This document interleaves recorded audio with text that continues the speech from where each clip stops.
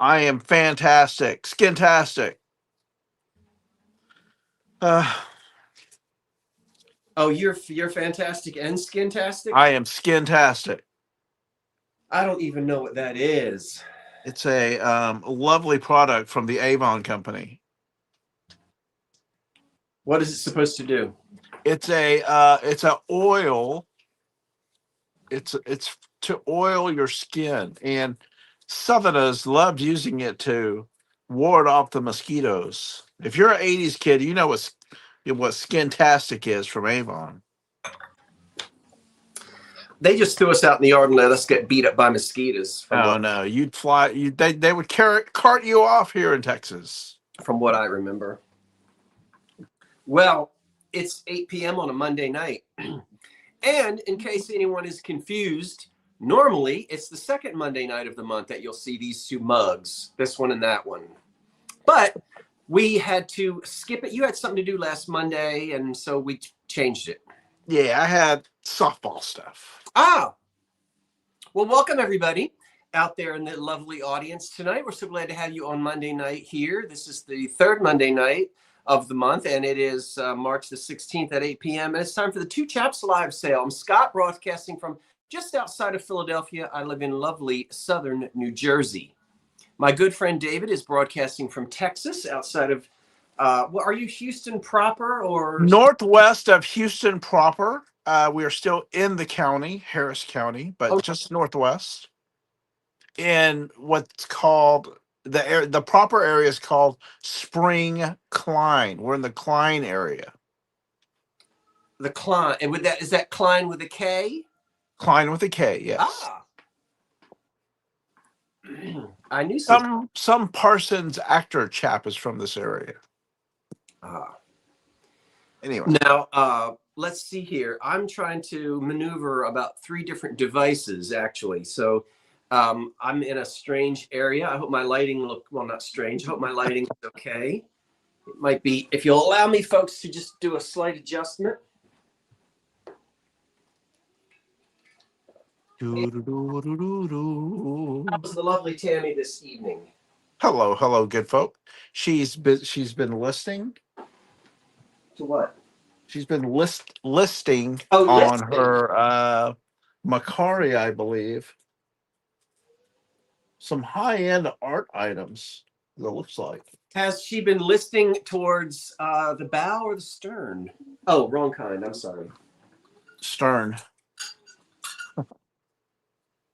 Of course. Now, I'm still trying to get it together here. It's okay. How are you? Ooh, what am I sitting on? Let's see here. Hi, gentlemen from the windy, rainy Jersey Shore. Hello, all. Let's see. We have the Philadelphia suburbs and everyone here. Good evening, everyone, and welcome to the sale. Yeah, we've had wind advisories all day. 45 mile an hour gusts from time to time. Almost no humidity. So they're like, don't start any fires. Oh, don't start a fire? Yeah, embers, dry brush, wind. It just goes crazy. The fireplace is going. We woke up to 39 degrees this morning in Houston. And we've only had a high of 52, feels like mid 40s because of the wind. It's chilly outside.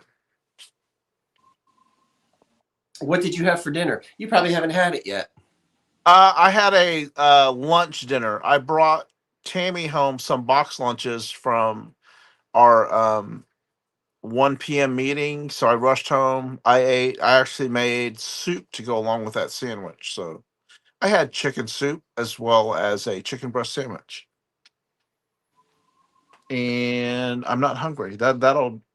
I'm taken care of for the rest of the night. Maybe a cup of coffee later or tea. We'll see. Okay. And now back to you, Scott, with sports. You won't get much news out of me if you want me to talk about sports. I'm getting tangled up in all these electric wires here on the floor. Oh, no. I do have a little announcement to make. Oh, goody. And now I shall announce. Are you ready, David, for my announcement? Wait a minute. Yes.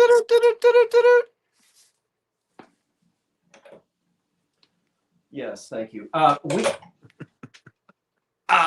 have something very exciting that's going to happen, and I'll tell you right now. On Wednesday of this week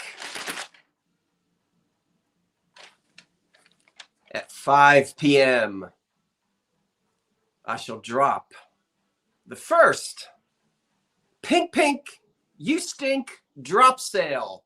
5 p.m. this Wednesday. It shall not take away from your viewership on your live, which happens at 8 o'clock.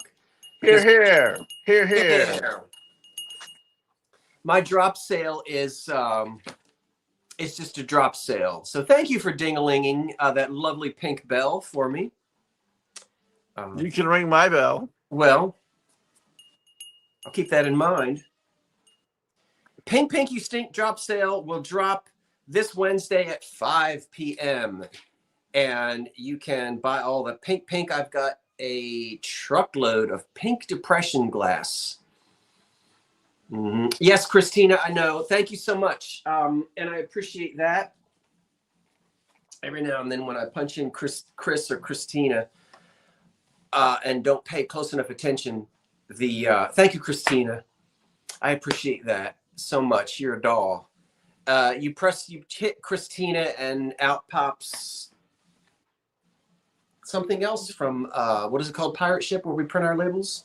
Oh, yes. Thank you, Christina. I do appreciate you. And if you had to take on any expenses to do that, I shall repay you for your shipping. It's been a while since I've done that, but I occasionally do put the wrong package into the wrong spot. David, what have you got any news for us before we get our sale started here tonight? Any news? Any news? Nothing new. We got Round Top going on. Tammy and I've been twice, one full day and then like a half day. So we'll be going back sometime this week. Then again, probably Sunday for a full day. So we'll see. It's a 2-week show, 3 weekends, so it's early. We hit our favorite field, but you never know. They may unearth another box, and it's worth going to check out at least 4 or 5 times for sure. So how many times that's the big going on right now, and for us, and then we have our live sale, which is Wednesday night. I'm sorry. How many times a year does that take place? The sale? Round Top they have their spring show, which is now March, going into April, the first weekend of April, and then in the fall, which typically is the last week of September, going to October, if I'm correct. I think I'm right. The last week of September, first 2 weekends of October. And then they have a winter show, which is Friday, Saturday, Sunday, which is very smart. It's worth going to maybe once, but those vendors are usually wiped out by midday Saturday. It's not worth going on Sunday. They're all packing up and leaving, and it's really spread out. I mean, it's not. They do have a winter show, but it's not really a show. It's like Catch Me If You Can, but you can find some items there. Okay. Well, we have to get out there and source somehow, don't we? This stuff doesn't just show up on our doorstep. We've got to go and track it down, and it's not always. Some weeks are good and some are not, which is why literally my basement looks like an estate sale constantly, because in order to do this, you've got to have inventory. So I understand that, always buying. You always see those antique dealers always buying, and you really always are buying. Yeah, you gotta get it when it's there. Just like Tammy and I went back to what we dubbed the McCoy house. This daughter inherited her dad's McCoy collection, which he meticulously invoiced. And one of the descendants of I didn't know the name, but You may be familiar with Sharon and Bob Huxford, who wrote this. Their Oh, family came down to grab some pieces they did not have and colors they did not have. So a portion of that group of the warehouse was cordoned off until this family came, got what they wanted because they were promised certain pieces or first dibs. uh, Um, they came in, got what they wanted. They came back, still full. We came back with a box at discount. We're going back for an additional items that did not sell for their last day of their sale. That they've given Tammy like a ridiculous price on some items, so we're going to go back and pick that up sometime this week or later this weekend. Beautiful McCoy. So you got to get it. You got to get it. You can't ignore things like that when it's just like available to get, and because it's stuff is still out there, you want to share it, and we want to share it with other people. So well, let's get to sharing. Shall we? let's David do. is going to go first. Most of you who have been here before know how this works. If you aren't sure how it works, we have some very friendly folks will help you out. I see a couple of our moderators are here. I believe I saw one or two of the Revive It systems, and I see Karen Williams as well. They'd be more than happy to answer any questions that you might have if there's anything specific. I will be shipping out of New Jersey. Shipping is not included in the final price. That depends on how far you live and what the size of the box is and the weight of it. We both use Pirate Ship, which normally has us shipping through UPS or USPS. David ships from Texas, and I ship from New Jersey. And we're going to go ahead and let David get started. Yeah. Uye ik speak Latin pay. David, it's your turn. This is how long it's been. Karen's going to call the stop. What buttons to push. Thank you.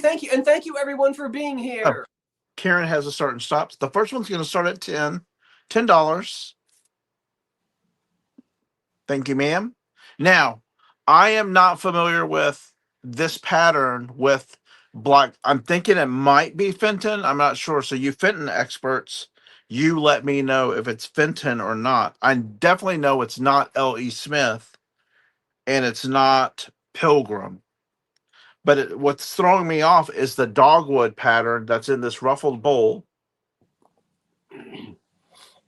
It's pressed in.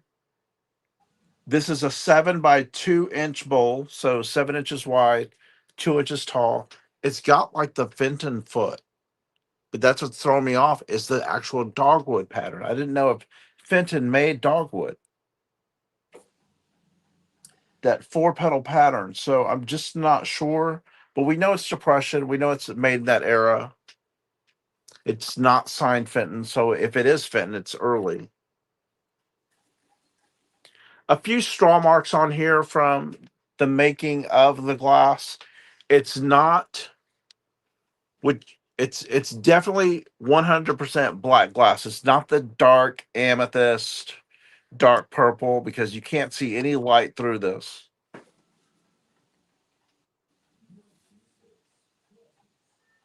Again, this is starting at 10, 7 inches by 2. Nice little lovely um, piece if you're going to start collecting black glass.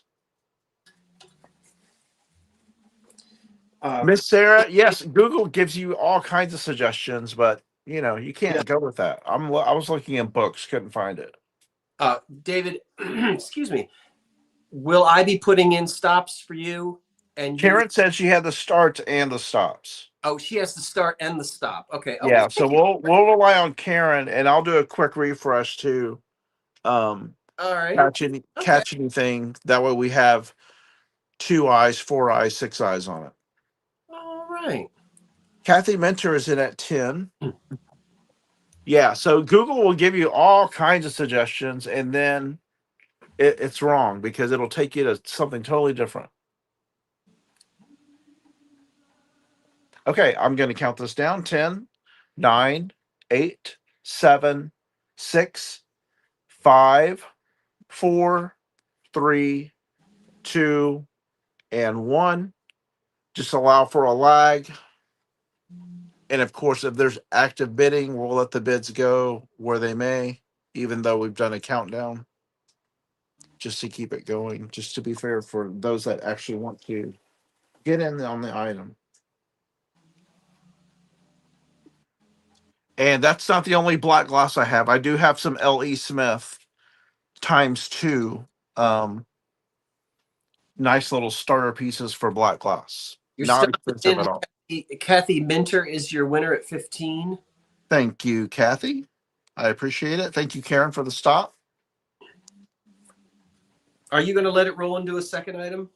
I only brought 11 items, and Okay. one of the rounds is choice, so really it's like 10. Okay. So we can go back and forth if you want.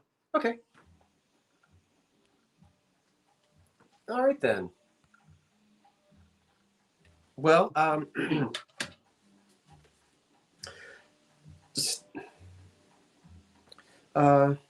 there I am. So starting at $12 is an antique silver plated at one time bread plate,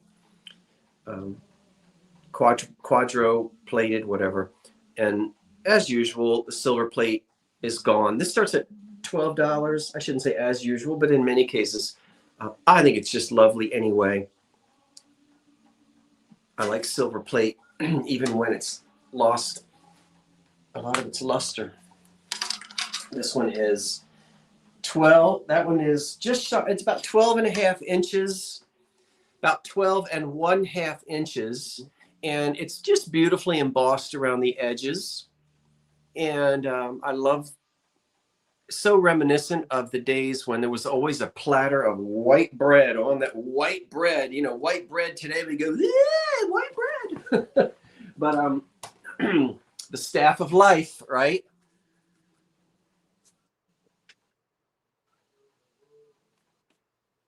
Back in the Day Finds has our opening bid of 12. It is marked on the bottom, and it's one of the American makers. It's, some of those marks are hard to see, but there is a maker, there is a stamp back under there. You'll be able to see if you'd like to. So it is clean. I did clean it very well because at one point I was doing something with this and I don't quite remember now, but that's it. If there ain't nothing else going on, let's count it down. $12, we have the opening bid from Back in the Day Finds, and here it goes. 10, 9, 8, 7, 6, 5, 4, 3, 2, 1. That's it on this antique circa, about 1900 or so. Embossed silver-plated bread plate.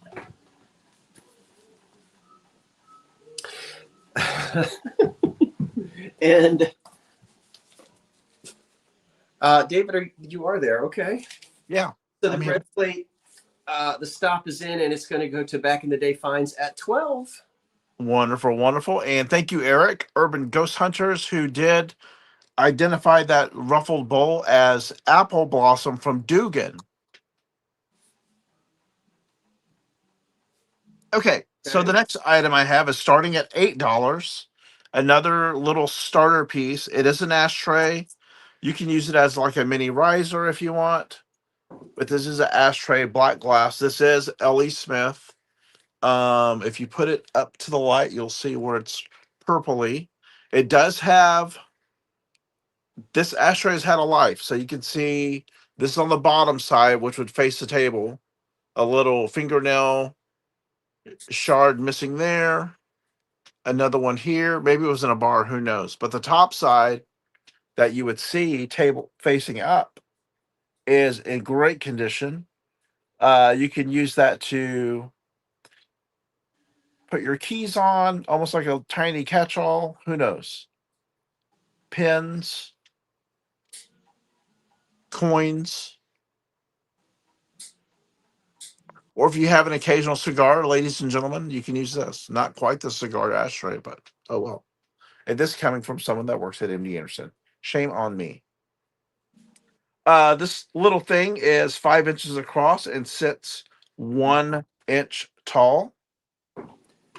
If you have someone that is beginning to start to collect black glass or the opaque glass or solid black, this is a nice little starter piece.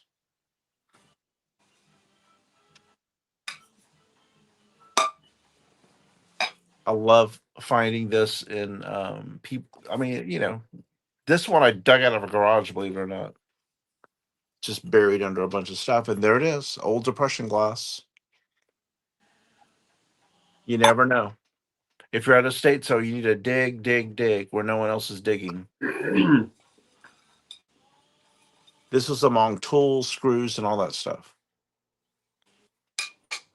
And I will begin to count this down: 10, 9, 8, 7, 6, 5, 4, 3, 2, 1. And just in case no one bids on anything, we'll do like a catch up or speed round at the end of the show. Bring things back. I do see Kathy there, so we're waiting for the stop on that.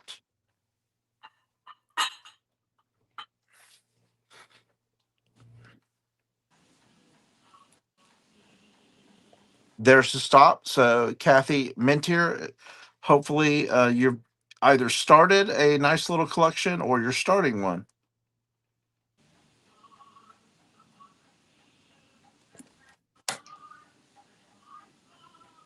Okay.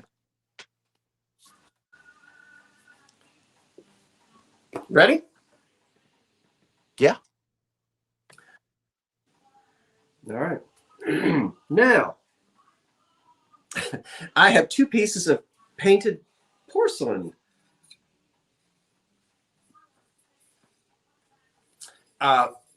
These will start, it's $17 for the 2. The porcelain is unmarked. Excuse me. But it's very beautiful, high quality white porcelain signed by the artists who painted them both. And so they are chip free and crack free. Very pretty for springtime. They're small serving pieces. And again, the porcelain is unmarked, so it's probably French. And look at the pretty bowl with the lovely flowers, David. Are they lovely? Those are lovely. And gilt and gold.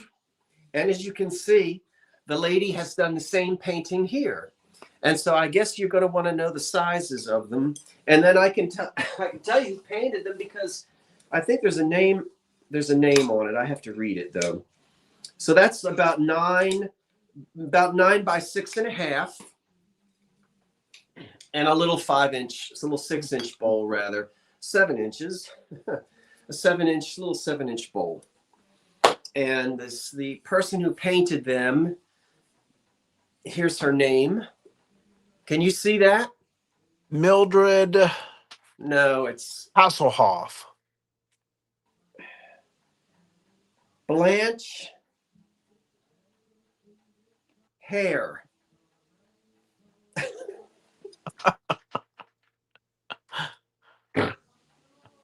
Why don't we go? It's like Drippy Wax. Remember our band name, Drippy Wax. The person who painted these pieces is called Blanche Hare. It's spelled, if you think it is, her last name is spelled Haire, Blanche Hare.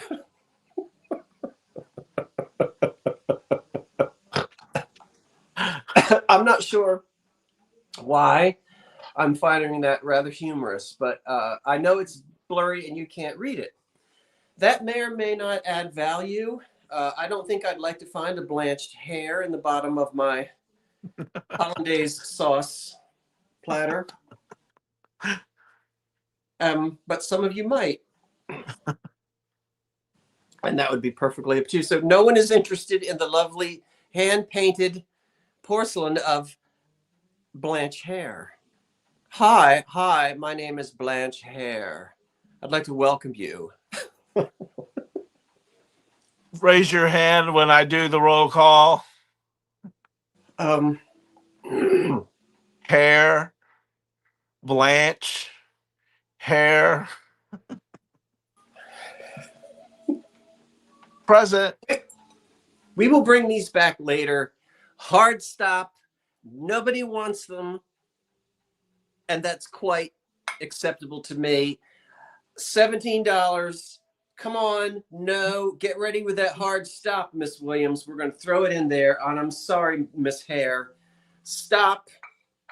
No interest in the Blanche Hare painted porcelain.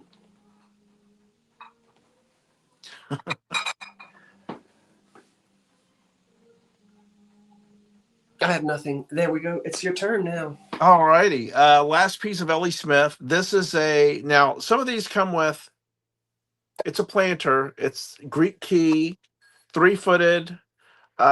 These were not reintroduced, but as late as 1938.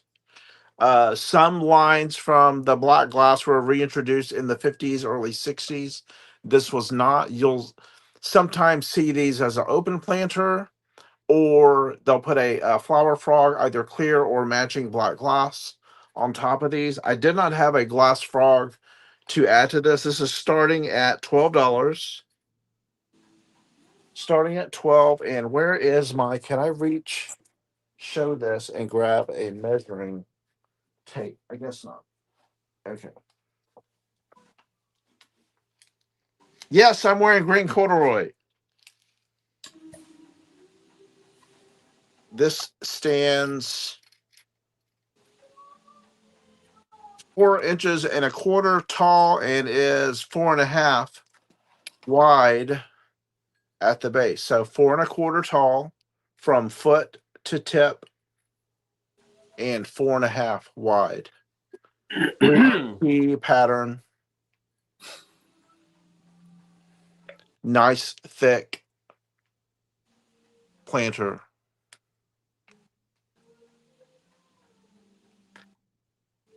Beautiful classic L.E. Smith. What are you laughing at? Okay. I will count this down. 10, That's 9, 8, 7, 6, 5, 4, 3, 2, 1. And I see the bids. Thank you very much for your interest in this lovely piece of L.E. Smith. That'll do it for my black glass for tonight. And waiting for the stop. And let's see.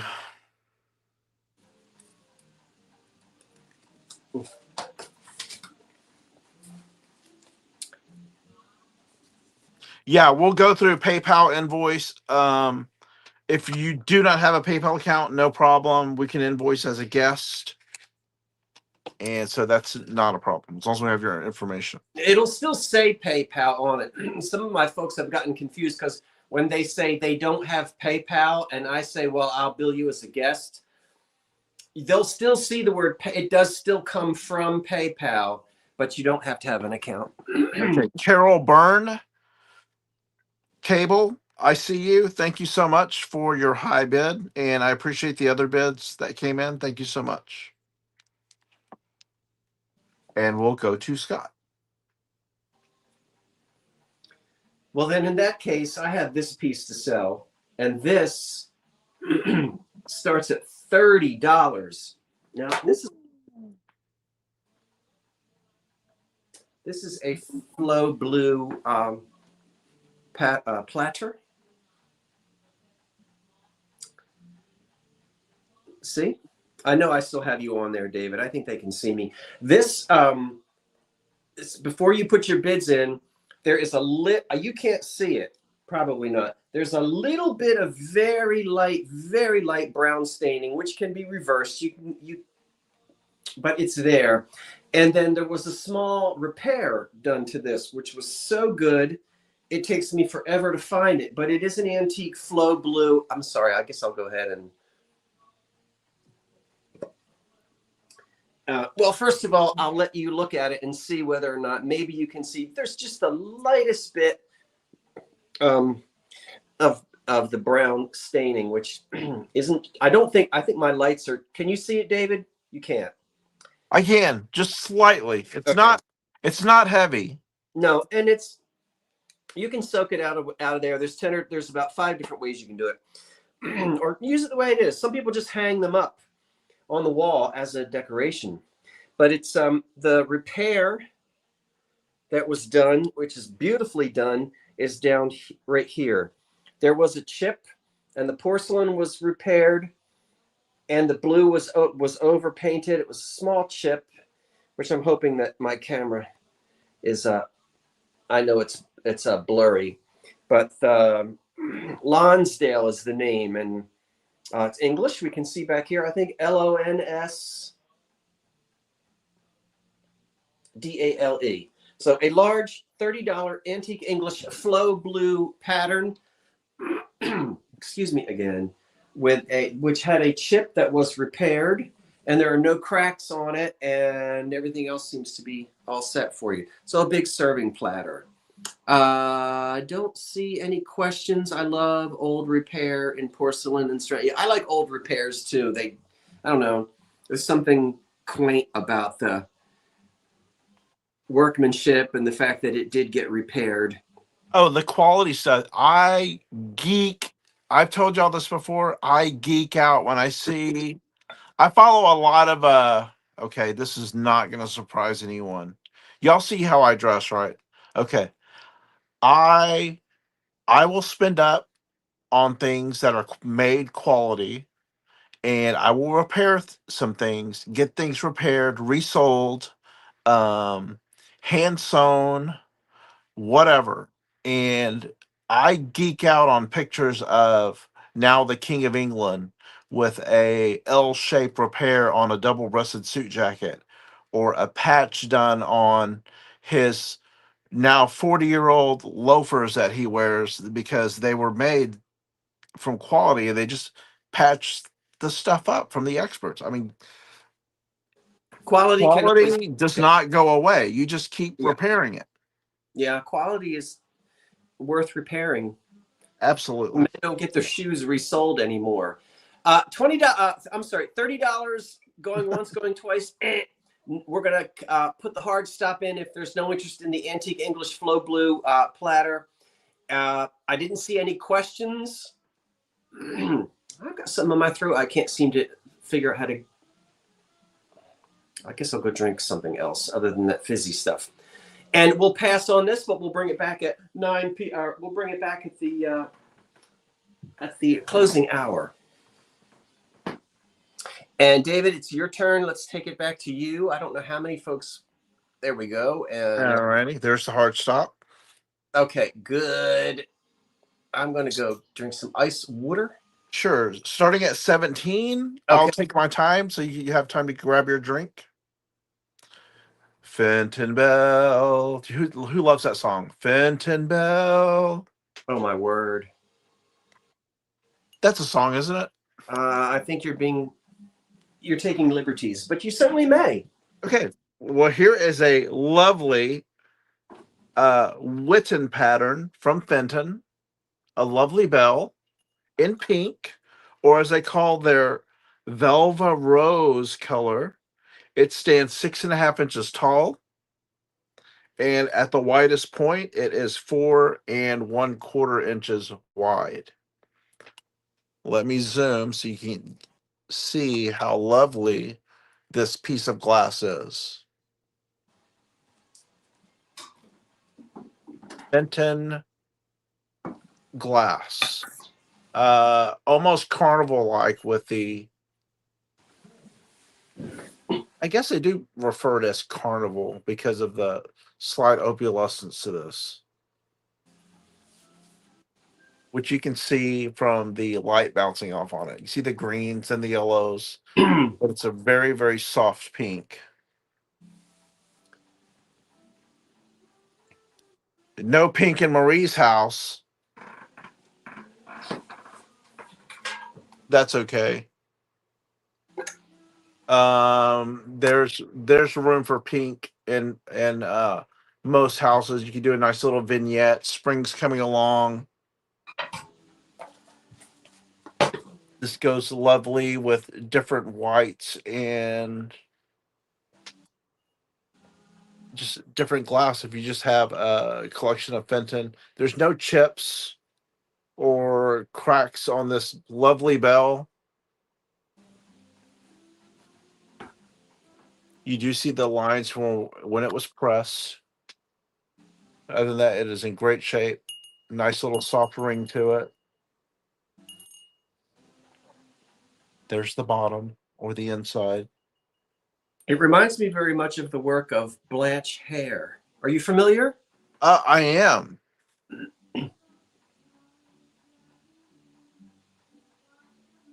And I will count this lovely bell down. 10, 9, 8. It's this big.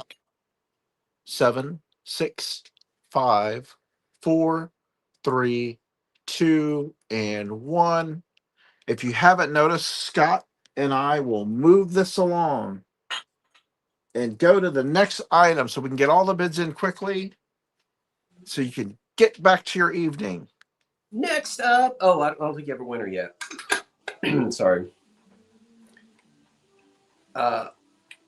There's your stop. Miss Jackie, thank you so much. There's the stop. Miss Jackie. The next item that I have for sale starts at $30. And it is right out of the 1930s kitchen. It has been rejuvenated, rewired, and it's ready to go. Oh, I think last winter I went down into the basement and said, all right, I'm going to fiddle. I was looking for something to fiddle with. So I pulled this out, and we do start at $30 on this. It's wonderful Depression era green. I took it all apart, oiled it, checked everything on the inside, cleaned it, and then rewired it myself with a nice, good, solid, kitchen type extension cord type cord. This is called, wait a minute. Oh, golly, I'm never going to be able to read this. No. Oh, 50 cycles. Yeah, they don't want to know that. AC only. Made in the USA, type W. Sorry. I really should have looked that up ahead of. Anyway, the glass is made by Owens, Illinois. And it has an Art Deco look to it, as you can see. See, it has an Art Deco look. And I'll put this back in and I will plug it in to show you that it works like a charm. Plugging it in. Oops. Now look. Oh, I didn't turn my strip on.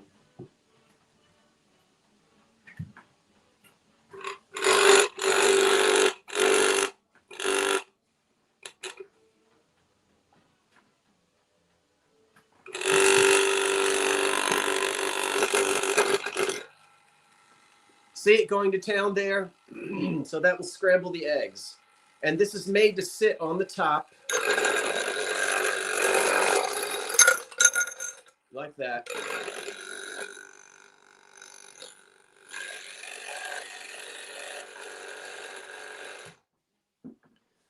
And it has two little pieces that are bent over here, as you can see. And they're designed to actually sit right here on the top, just as it does. So from the 1930s kitchen, it is all set to go, totally restored, clean, operable. And I used it a couple of times. And, well, of course it works, Kathy. I rewired it so that it could actually be used. And it's the kind that you have to, you plug it in when you're using it, and when you're not using it, you just unplug it. This isn't the kind of thing you'd leave plugged in with an on and off switch. As you guys, know that for safety. Questions, comments? Does it glow? Yeah. I love those items. I have another one similar to it. I just don't need, and I love old kitchen gadgets. Mm-hmm. I have a percolator and a toaster coming up as well. I sure do.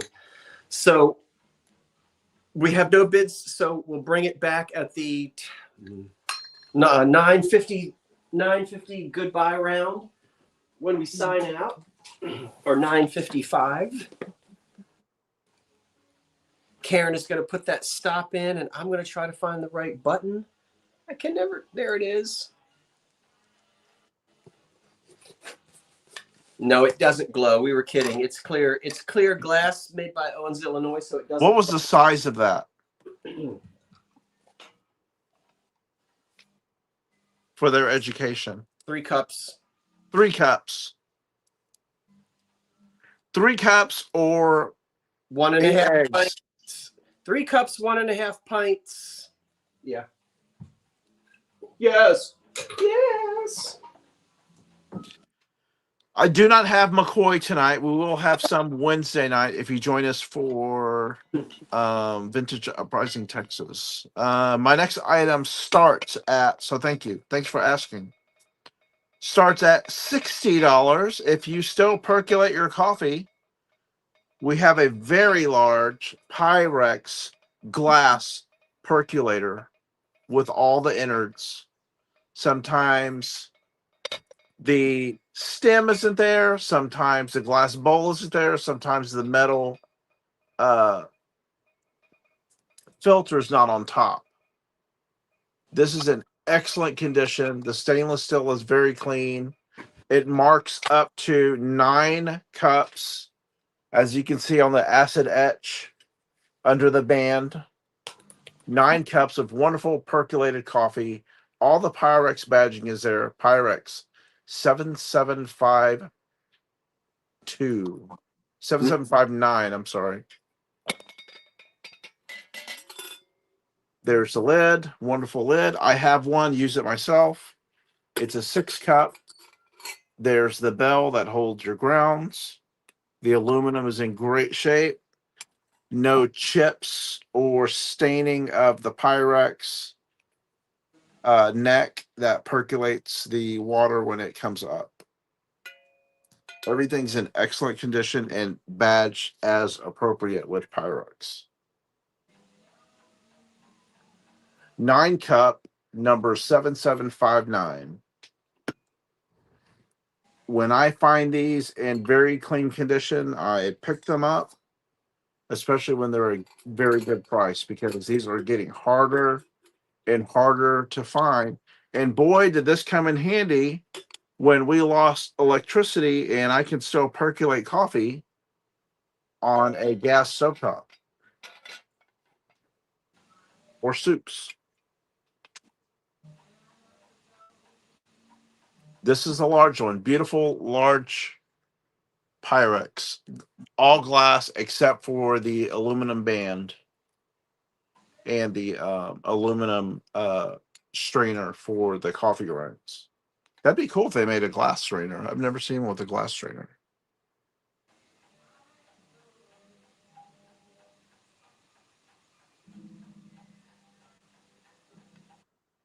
Only if you use power. Oh no, you got to use it.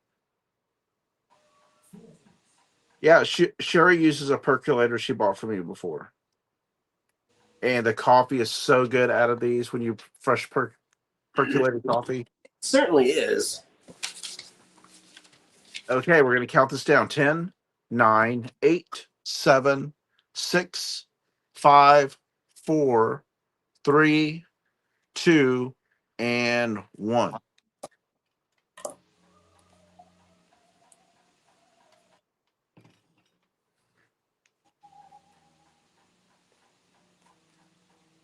And that's it.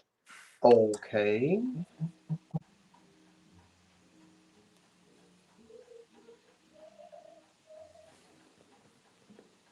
Lucas, I see you. Thank you so much. I appreciate it.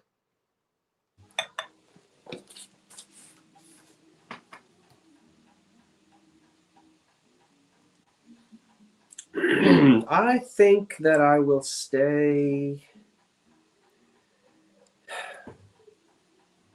Should we stay in the kitchen? Well, we might as well. Okay. I'm going to grab a drink, so I'll be right back. Certainly. Thank you. At $40, we're going to stay in the 1930s kitchen.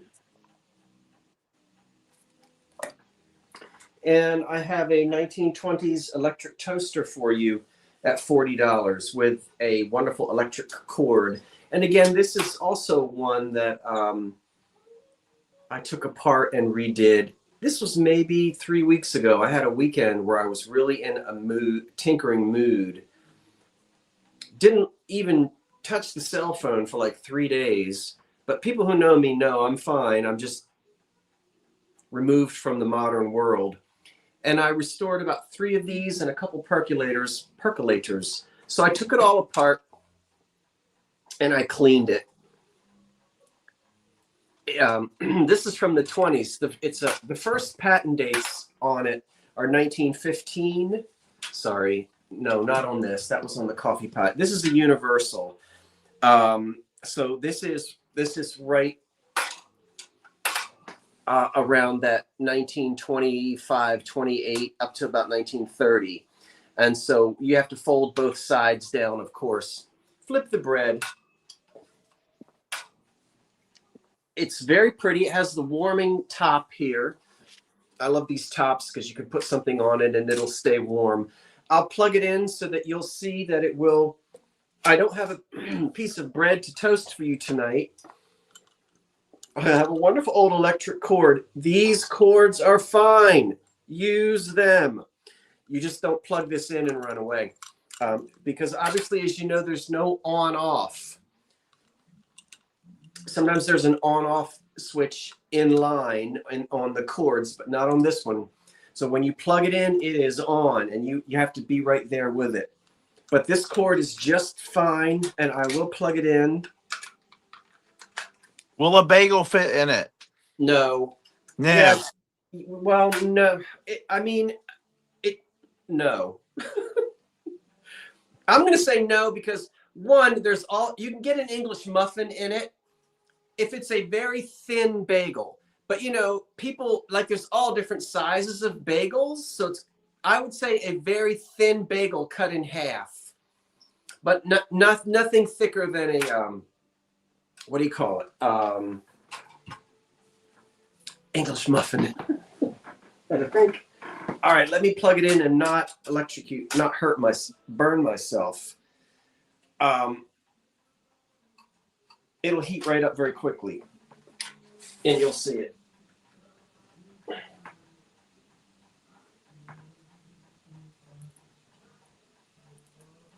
And then I want to be able to unplug it quickly. All right. Yeah. All right, we're plugged in. Are you seeing it heating up? I can tell you it makes beautiful toast. Are you seeing it lighting up? It'll start from the bottom. It'll turn red. David, are you there? I see the red, yes. Okay, good. That's all I wanted to know is that you can see that it is heating up. And these get very hot. They get very hot very quickly.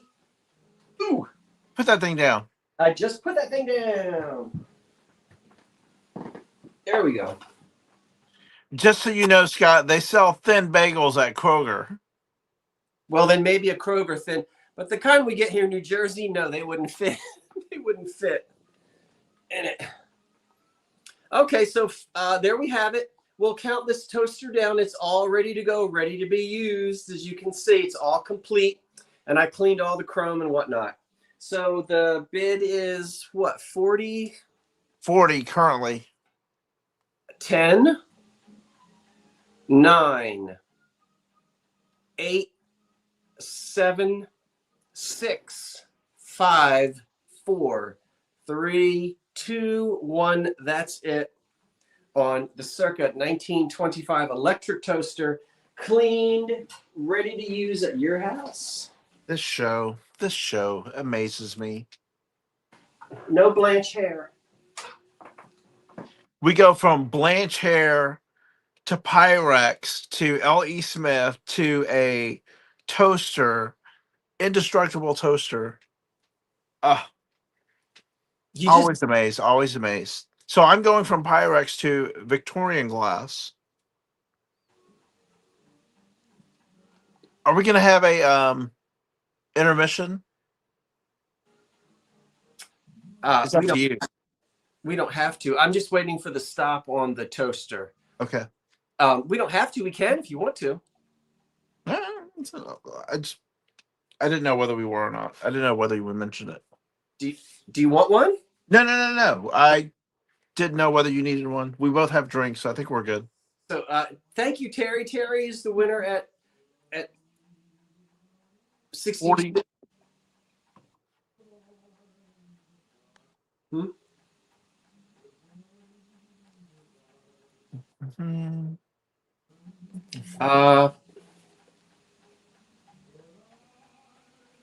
Thank you so much, and thank you everyone who placed bids. Excellent.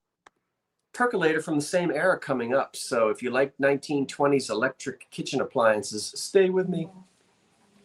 Thank you, Terry. Stay with me. Okay. Victorian glass. This is starting at $125. And this is a pickle caster made from the Toronto Silver Plate Company. Toronto. And it has a lovely EAPG blue cane pattern caster glass, which is that beautiful cane pattern. Lovely light turquoise. Love the same type pattern on the bottom, little radial pattern right in the middle. Classic cane pattern. Let me show you the bottom. Comes with the tongs. This may be hard to see. This crescent moon emblem they had for this Toronto Silver Plate Company. That might be hard to see, but there it is. Quadruple plate. Lovely pattern around the rim of the caster. Just wonderful detail. There's the bridge or the handle of the caster. Again, the glass. And tongs that rest right here on the little hook. And then the lovely lid. That is one long tong. Long tong. One long tong. Now, this measures, of course, I would put it on my right side. That is one long tong. 10.5 inches tall, and at the widest point, it is 4.5 inches wide.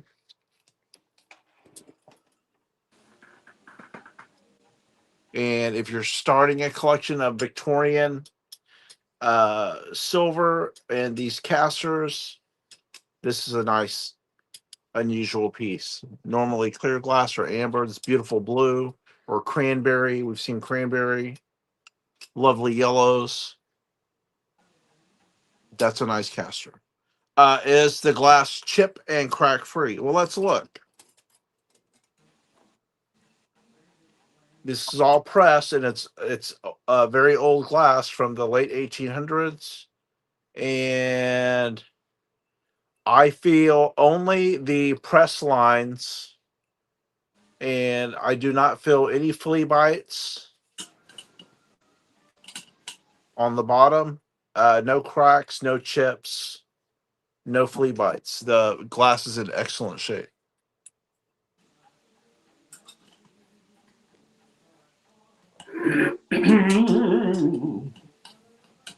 Yeah. Grade A1 glass. There you go. I like it. I like it. It's very nice, David. Okay. I'll count this down. 10, 9, 8, 7, 6, 5, 4, 3, 2, and 1. Early Canadian glass. The glass is probably US made. The silver was from Toronto.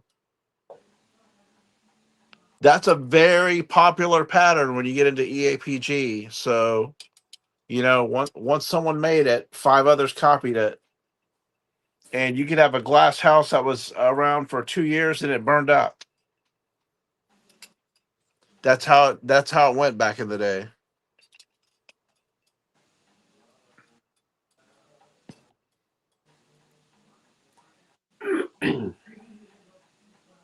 The blue buttons look like they're holes. Yeah. There's the stop. Okay. We'll just bring that back later. Well, I'm delighted and excited to say we have 341 folks with us at the moment. And it is up 9 p.m.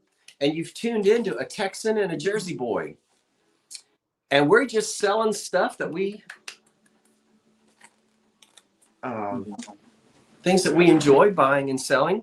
And we're so glad to have you here tonight on Monday night. David joins me the second Monday night of each month. Tonight, we're coming to you on the third Monday night. There are 5 Mondays this month. So I might get to do, well, no, because I actually canceled last Monday night's sale. Did you notice that, David?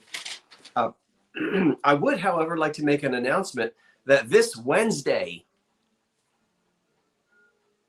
at 5 p.m., I will be dropping a drop sale, and it is the Pink Pink You Stink, a drop sale of wonderful pink depression glass. And I've got quite a bit of it, and they'll all be priced set at one price, and it's a drop sale. I always put the instructions at the beginning of a drop sale if you're not sure how it works. It's very easy to follow, and that will go live. I won't be. It's pre-recorded video. But it goes up Wednesday at 5 o'clock. So you can shop with me Wednesday at 5 o'clock if you'd like to at the Pink Pink You Stink extravaganza drop sale. David, have you got an announcement? Just that Tammy and I will be on our normal time Wednesday, Vintage Uprising, Texas. Karen just dropped the link in the chat. If you have not subscribed, please do. Doesn't cost anything.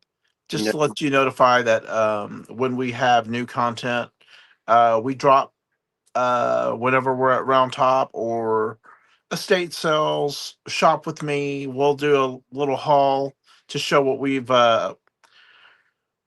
procured or purchased for your enjoyment or for our collection. And Wednesday we sell live for about a couple of hours, and we're all over the map. It could be MCM, it could be old stuff, but could be almost something kitschy or 80s. You never know what we bring. And that will be every Wednesday night beginning at 7 Central, 8 Eastern. So I hope to see you there Wednesday.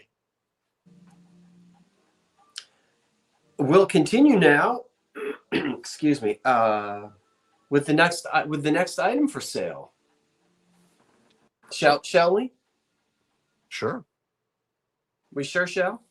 Now, I have a little collection together. I'm going to call it the Depression. Blanche hair. Huh? Blanche hair. I'm going to call it the 19 Depression era kitchen. Let's go into the Depression era kitchen, and I'm going to have 4 items. You'll get all 4 of them for the ridiculously low price of $25. Are you ready? $25. You get all of this, and we're in the Depression era kitchen. That was made by Hazel Atlas, and it's one of those little syrup jugs with an early plastic type of a lid on the top. It is marked Hazel Atlas on the bottom, and it has a little bit of an Art Deco design to it. Also marked Hazel Atlas is this wonderful nut chopper, and it retains everything, including, which many times they are there, the little wood block on the inside, so that when you're chopping, the knife doesn't go all the way down and damage itself on the bottom of the glass. The handle is wooden and painted. The top is a tin, and it is painted, and it is Hazel Atlas marked glass. So 2 Hazel Atlas items in this lot, as well as that thing. And yes, I know what that thing does. Do you know what that thing does? You got any dental work that needs to be done half price, come on over. But you get that. And a wonderful Westinghouse covered dish, which can go from those Westinghouse cookers right into the refrigerator. And it's got the wonderful Westinghouse mark on the top, and there's the lid. These go up into the 40s and the 50s. If you ever had one of those big ones that sat on top of the that sat up on top of it, what am I trying to say? The kitchen counter. These could then go into this can then go into the refrigerator. No questions yet?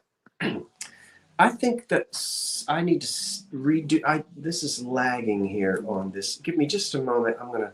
So that's that lot. Very odd. Everything working okay on your end, David? Okay. Perfectly okay. All right. So I'm not able to see any comments there, but we'll start all over again. Okay, that looks fine.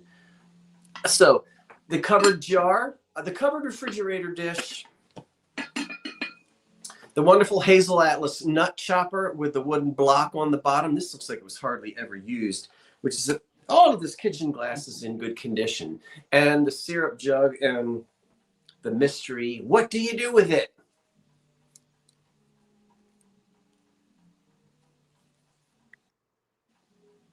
In the kitchen. Oh, wow.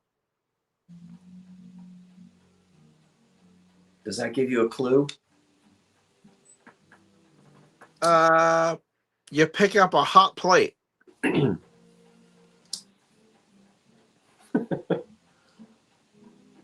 All of these items date to the 1930s and 40s and into the early 50s.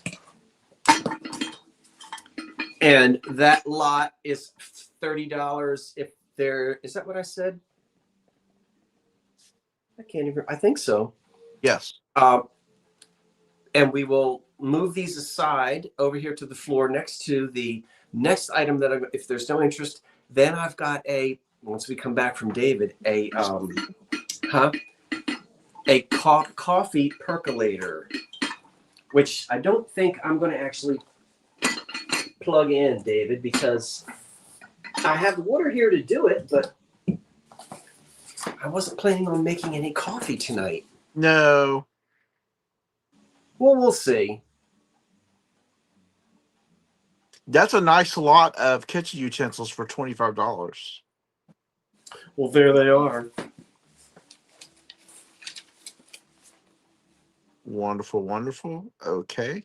And you have the floor. There is, well, okay. Well, we'll bring it back unless Scott wants to entertain a countdown. No, we'll bring it back. Okay. Just keep going if it came in after the stop. Hang in there, Jane. We'll bring it back. Okay, let's go to somewhat modern. I could not find.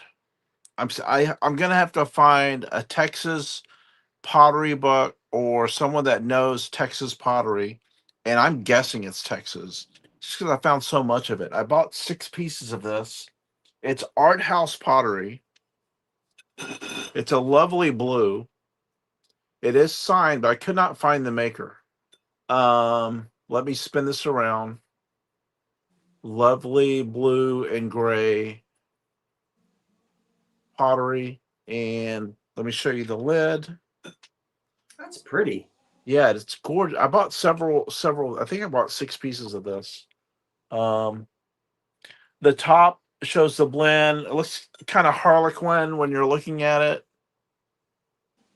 Nice diamond harlequin pattern when they come together. David? The start is 24.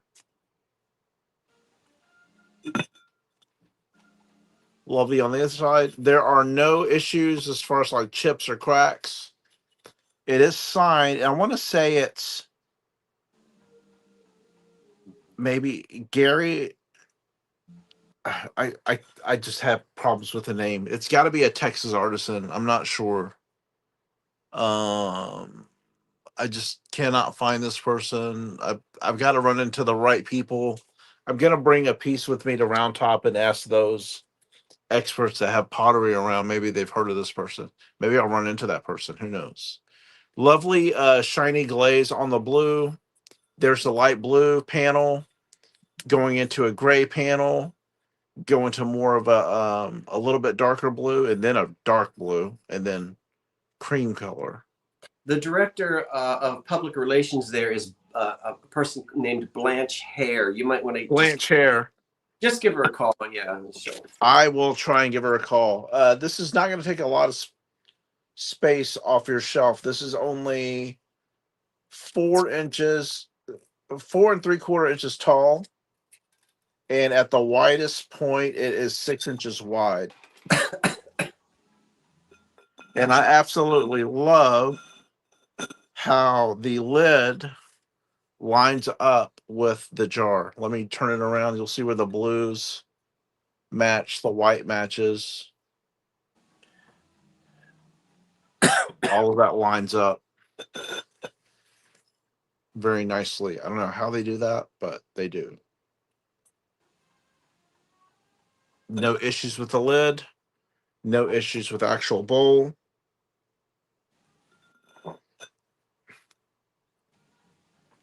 And I love art house pottery. This is very unique, and I could not let someone toss this or take it home. I had to have it. And to share. I'm going to keep a piece, and I'm going to sell the rest of them.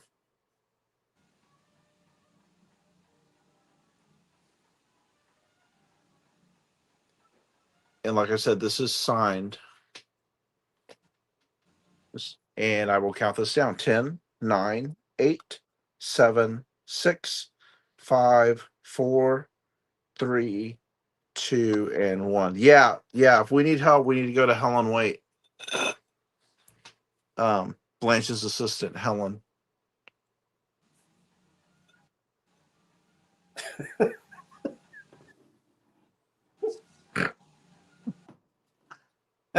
Are you? Did we? All right. So are we?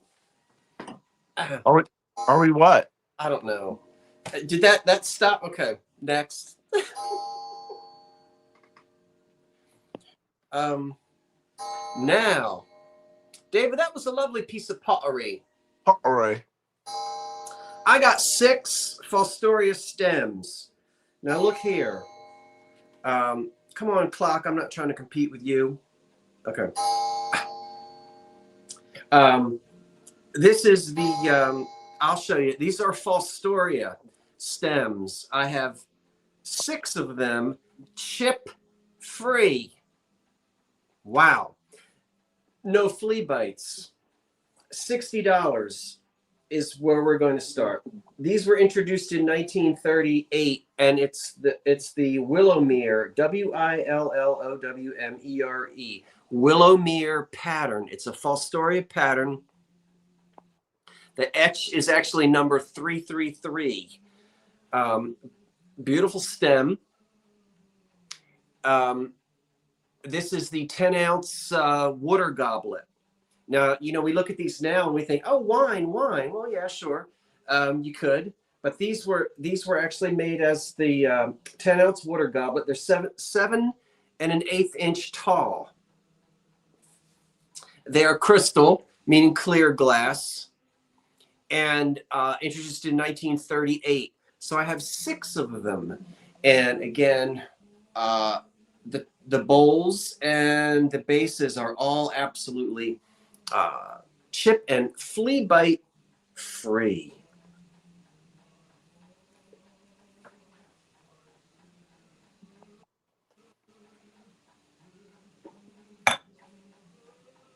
I think I covered everything. I don't think are there any questions on the glass made by Fostoria, a set of 6 of them.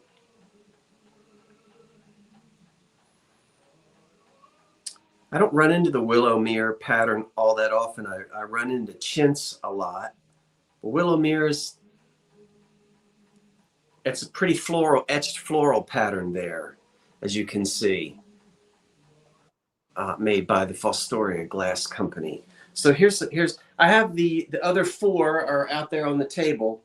So there are 6 of them all together and manufactured as the water goblets, the 7 7 1/8 inch tall, 10-ounce water goblets. A set of 6 of them at $60.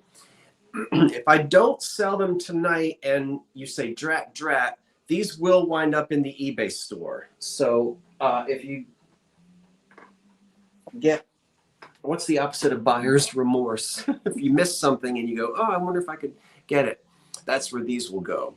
And you better get it quick if it goes to the OCS eBay store. Well, these sell for $39.99 on a very popular replacements website. Yeah, $40 per stem. It's a wonderful resource. So we'll go ahead and we'll put the hard stop in on the Fostoria stems, and let me put these down, David, to where I don't, because I'm terrible at putting things down and then breaking it. Oh no.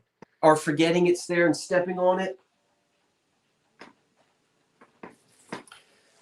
Okay, they should be okay.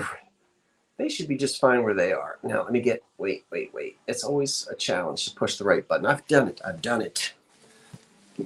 Okay. Back to you. Excellent. I'm going to do a quick YouTube refresh, so I make sure the live chat is going. 340 people with us tonight. It's delightful to have you here tonight. Hello. Thanks for joining us and spending your time with us. Here's a sample. Can y'all see the other pots back there? Yeah. Okay. That's those 1, 2, 3, 4 plus the one I showed that I will bring back. Anyway, my next item start is $26 choice, and it's a tidbit tray and a cake plate, both Payton City. Sounds good. And let me start with the cake plate. So this is a nice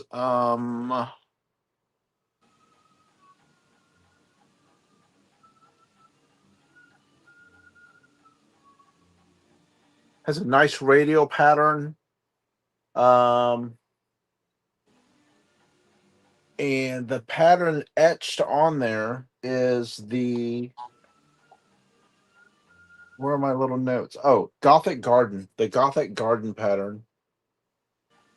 Nice, and they gilded it too. They gilded the etch. Very pretty. I love the radial here. The older Payton, obviously Payton City went to the 50s. Right. But the older ones had the rum well where you would still put a little rum to keep the cake moist. There's the lovely stem, and then let me show you the bottom, how gorgeous that is. It's just lovely detail in every inch of this glass. Lovely etching and gilded in 4 areas. So there's a choice. There's that and something else? Yeah, the choice. Okay. Yeah. So there's the cake plate. This is just over, it's 1 foot and 1/4 wide. And this is going to stand 3.5 inches tall. So that's the cake plate. Let me show you the tidbit tray. Not to be outdone as the tidbit tray. Same pattern, same gilding. Very handsome handle on top. Very little, I don't think there's any paint loss. Slight from handling on that. Slight gilding loss. Very minimal. And this measures 11.25 inches wide. So 1 inch less wide than the cake plate. Whenever I find 2 lovely pieces of matching glass like that have survived together, and I'm assuming that you bought those together. I don't know whether you did or not. I always think that maybe it was a wedding gift, and Perhaps, yeah. In a china closet and very, very, hand washed once a year. So cake plate or tidbit tray. And if you want, you can glue them together. Scott And loves when you do that. we will, and we my new auction partner on the second Monday night of the month will be. Yeah, buddy, roll. Uh-huh. So lovely, lovely, lovely Peyton City glass. Beautiful cake plate, beautiful tidbit tray, wonderful pattern. The gilding is almost 100%. Yeah, see that. Even on the rim. And this was loved and cared for by whoever had it for years and years and years. Your high bid Okay. is 28, Bev Sprague. Okay, I will count this down. 10, 9. This is choice. 8, 7, 6, 5, 4, 3, 2, and 1. We'll let the bids finish. I will set these aside. And once the stop comes in, if the winner would let me know which item they would like, or if they want both, just let me know.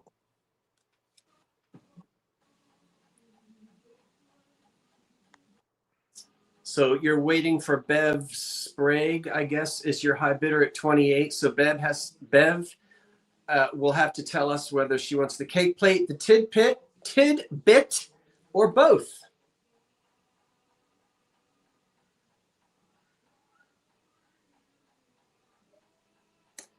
And there's the stop. She would like both. Thank you, Bev. I think, oh, good. They're going to stay together. Wonderful, wonderful, wonderful. That's nice. Thank you so much. Just as they should. Thank you, Sherry, for your bid. Well, let's do a 1920s percolator.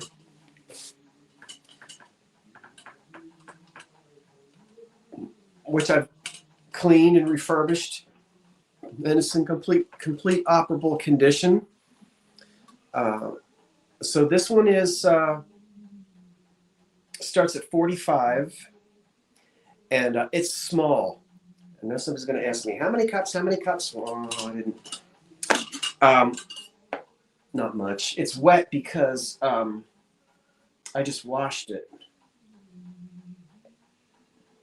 The basket has all of the same, what do you call it? Patent marks on the bottom.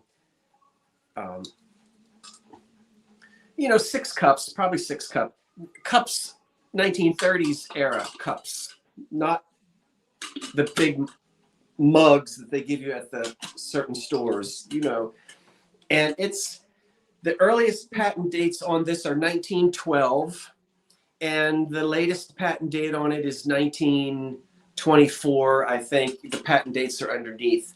If this looks foggy, it's just because it's wet. I percolated again in it a little while ago to make sure everything was still running.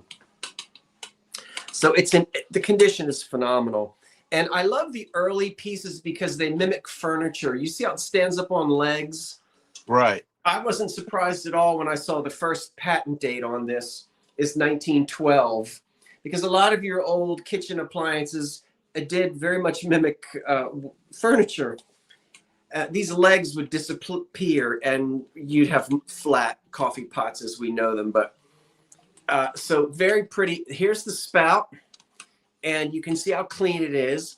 These are black painted handles on either side in excellent condition.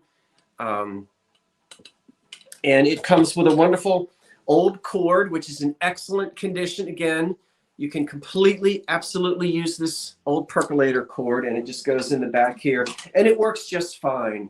Do you know the manufacturer? I beg your pardon? Do you know the manufacturer? Yes. Oh, yeah. It's Universal. Universal, okay. Catherine Wilson was asking. Okay. She may have missed it. Good question. So this is Connecticut. October of 1912 is the first patent date, and the patent dates run all the way up to 1924, September of 1924 on it. Any other questions on the 1924 electric coffee pot, which is pretty enough to be brought out and to be used on the table when you're serving, if you're having a buffet kind of a thing? I may have missed it. Is this the one that would have the automatic shut off, or the This, one you must unplug? no, you have to unplug this one. Okay. Mm-hmm. I love the size of it. It's just perfect for a small lunch of 4 people. And the chrome is in super, as you can see, look how nice the condition is on that chrome. I spend a lot of time cleaning these and doing all that work on them. It dates to 1924. Okay, Karen, we'll get ready with the hard stop on that. We don't have any bids. And we'll put this down next to the toaster, which has cooled itself off. Oh, Randy, yeah, it does have the basket. Everything is in there. It's ready to go. Terry Trahan has your bid at 48. Look at the inside. It's wet because I did coffee in it again. Anytime I sell a percolator, it is 100% tested, cleaned, ready to be used. And I have actually sampled the coffee out of it. I will not sell one unless it is in pristine condition and usable and that produces drinkable coffee. That's my guarantee on them. So, and this one is just lovely with the spigot in the front. I'll count. OCS guaranteed. Thank you for your bid of 48, Terry. And I will count this down. This wonderful old cord included, which is in excellent condition, and you may use it. 10, 9, 8, 7, 6, 5, 4, 3, 2, 1. That's it on this lovely little 3-legged 1924 coffee pot.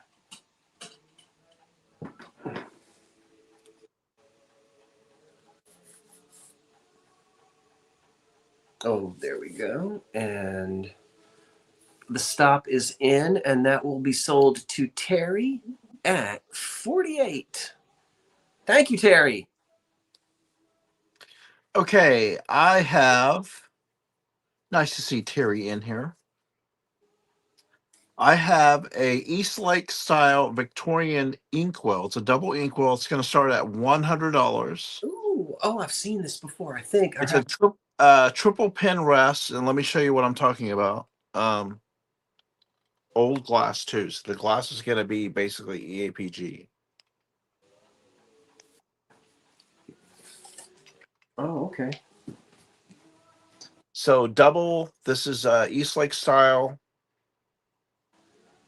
Normally, when they have these, they started with just the square base on the bottom and not a lot of pin rests. The pin rest came in several styles. This one is more of like a Orient style, and it's a triple pin rest. And what I mean by that is that if you had your dip pins, you'd put one there, one here, and then one there. It could be because they had 2 different colored inks, either black, blue, or red and a black. And you would, of course, use maybe 2 pins for the darker color, 1 pin for the red. Just depends. Some of these had a single pin rest, double pin rest, triple pin rest. I have yet to see like a quadruple pin rest.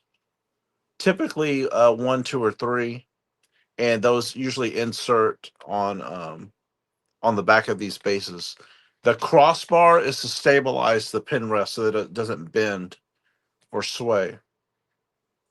That's a popular question. What's the bar for? Well, it keeps these from getting pinched in or moved out. It keeps it sturdy.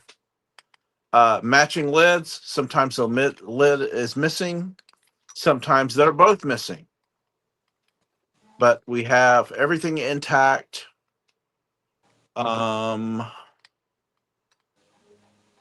Slight flea bite on the lip of this inkwell. That's from years and years of, and that just might be, yeah, tiny roughness right here on the inside where my finger is, but no crack. I'm talking minimal flea bite. You can see some controlled bubbles in the glass from the pressing when those were made. I don't know if there's any questions. I love inkwells. I collect inkwells. And I just share these when I find them. And these are just the stories that they could tell. I wish I could see the history that these saw. Could have been in a bank. Who knows where this was? And it's in excellent shape. No pitting on the metal. No bends or where it's been dropped or anything like that. It's in excellent shape. Let me take the wells off so you can see the base up close with the pattern.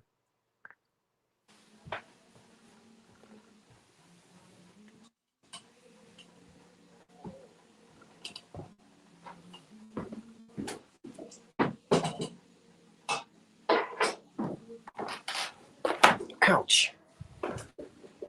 Sorry, that was me.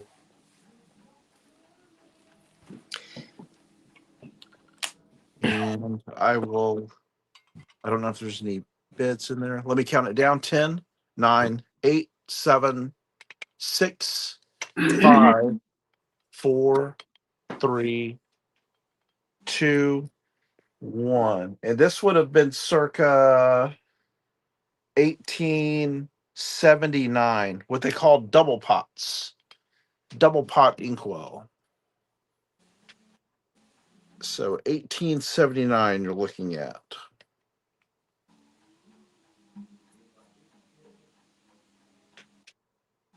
And I will bring that back later.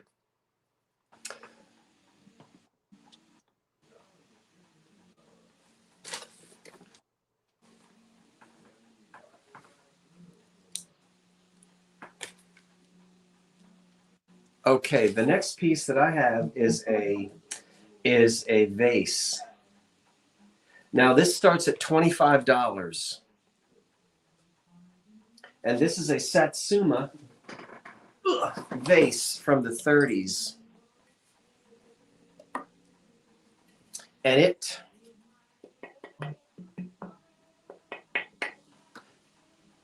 doesn't have any damage on it. It's not chipped or cracked.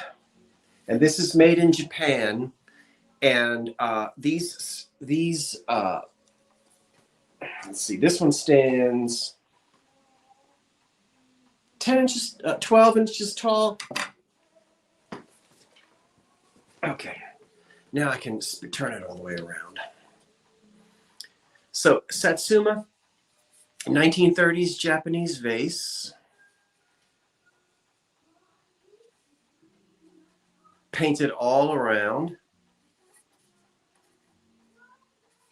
12 inches tall without any damage. And I'm always,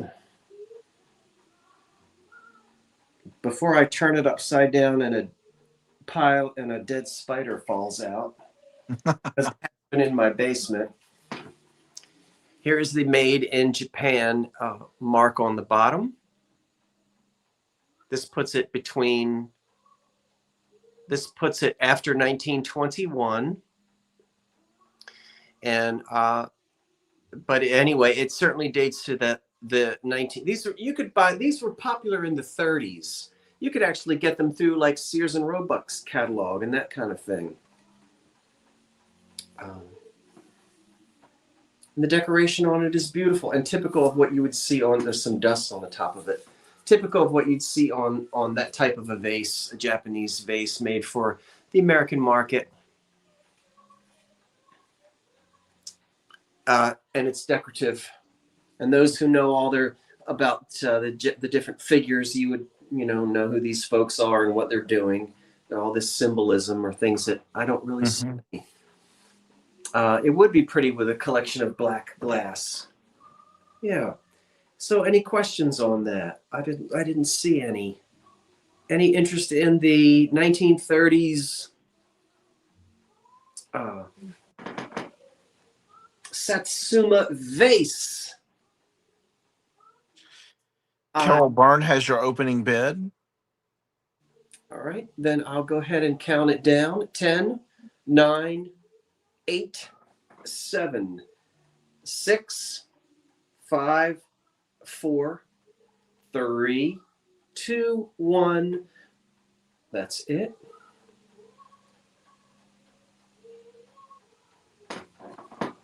Okie doke.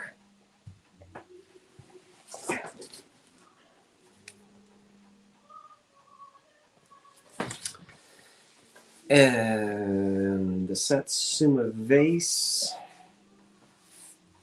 at 25.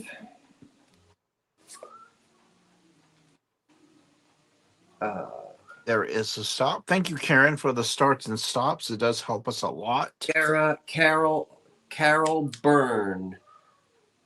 Carol Byrne Cable.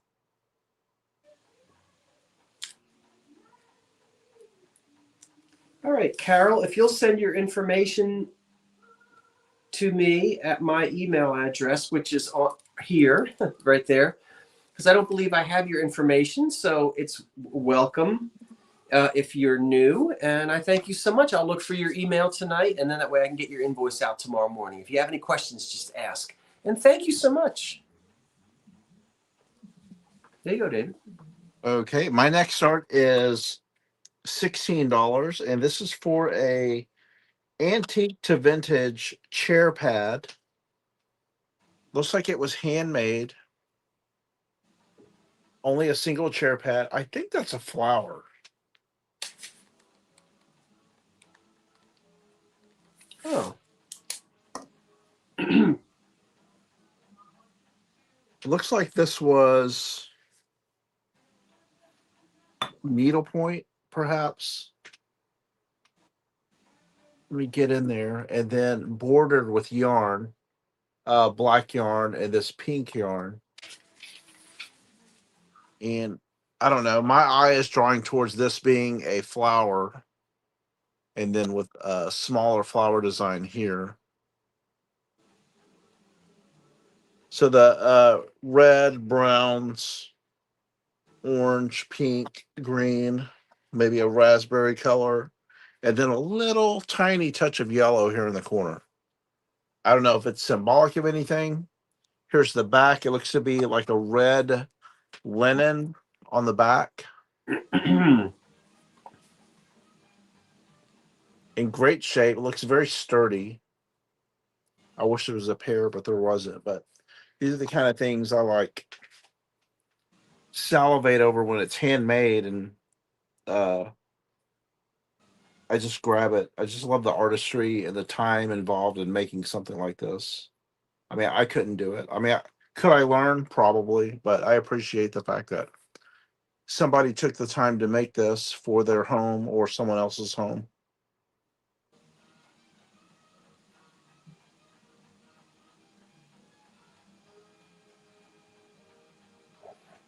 Woven rug remnant. I'm not sure. I don't think it was a rug. I mean, I'm no expert. I mean, it's about the shape of a size of a seat cover. To me, it's not. It's just not the symmetrical pattern of a rug, like a rug would have those symmetrical patterns that repeat and repeat over and over and over. It would have been a very large one if it was.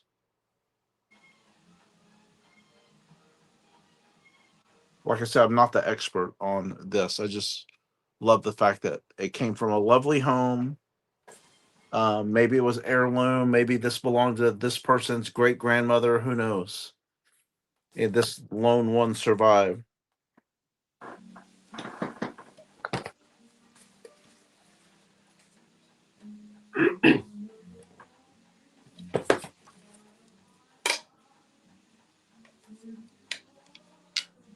A lot of comments regarding maybe it was a piece of a woven rug, perhaps. That would have been just judging from the pattern, that would have been a very, very large rug. Well, we shall not Seeing know. I see your opening bid, I'll go ahead and count it down. Thanks for your comments, everyone. I learn as well, so I don't claim to be an expert in everything. So 10, 9, just a couple of things.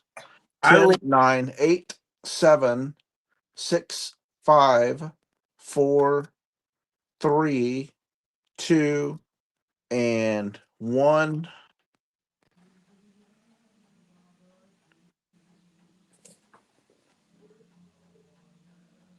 I love handmade things.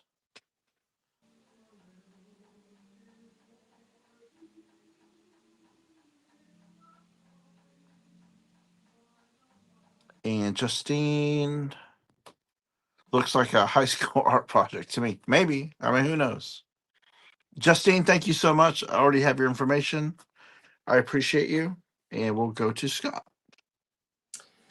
Okay, I do have some other things, but let me just do a rerun on these.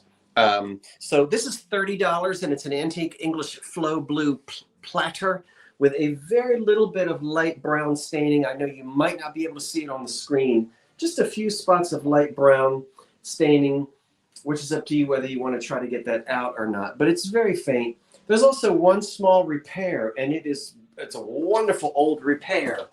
And this is about 16 by, this antique English flow blue is about 12 by 16.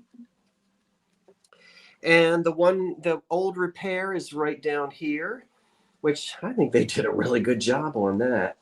I couldn't even see it, but that's where it is there. The little repair has been done right there.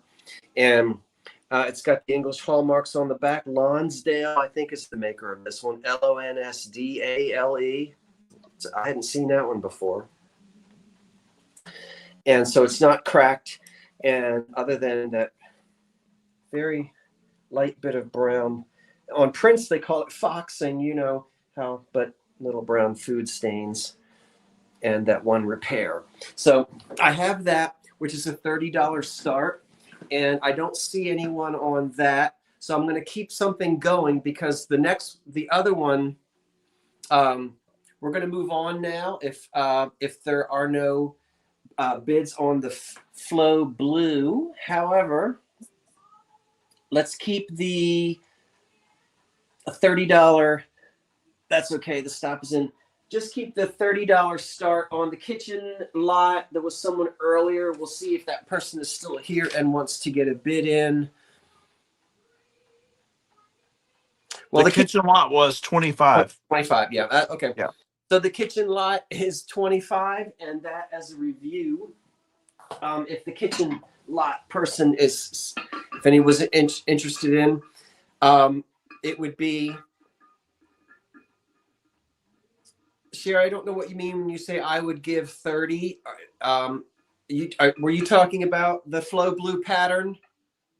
Because we've moved on to the kitchen lot now. This one starts at 25.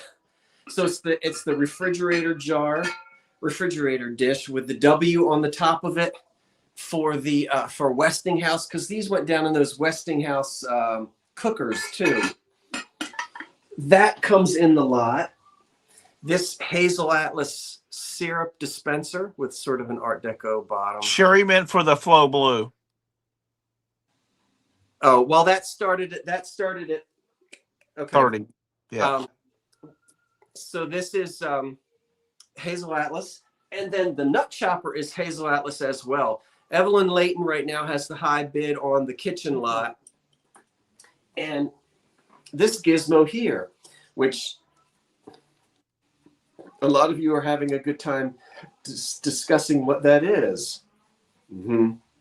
I think most of you probably know. So those 4 pieces, that piece there, the Hazel Atlas nut chopper with the wooden handle, the metal lid, which has a red color paint, and the little wood block on the bottom, which sometimes isn't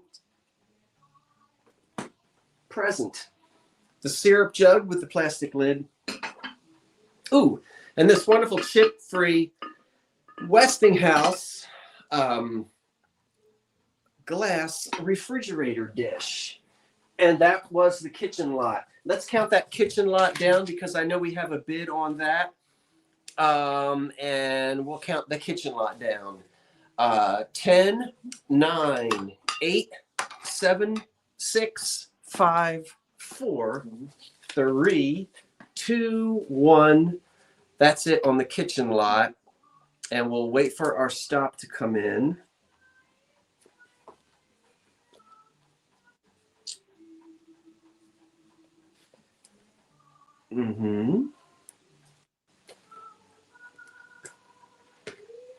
So we just need to have our stop. There we go. And so Evelyn Layton is our winner for $25 on the kitchen lot.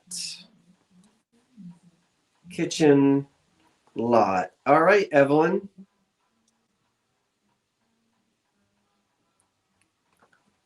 And did you want to mark Sherry for the flow blue?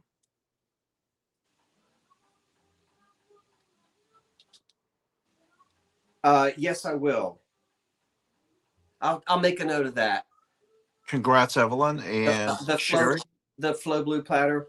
Correct, for 30. Okay, and Sherry, I have your information, so we're fine. So thank you so much. And we'll keep the, I see that, so I appreciate it. David, so you have the floor now. Thank you. My next item is going to be a $15 start for a pair of barley twist candles. Now, there is an issue with one of the candles. Let me show. Here's what they look like. 2 barley twists. The wood is chipped on in 2 places for this one. Both have red velvet on the bottom and the brass inserts, which sometimes are missing or bent or in very bad shape. These are in good shape, other than the 2 chips of that base. Nice, tall barley twist candles. These are measured from top to bottom.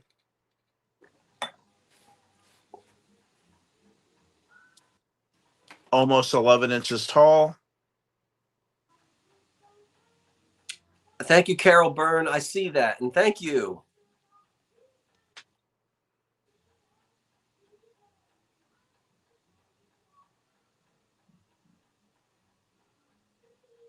And 2.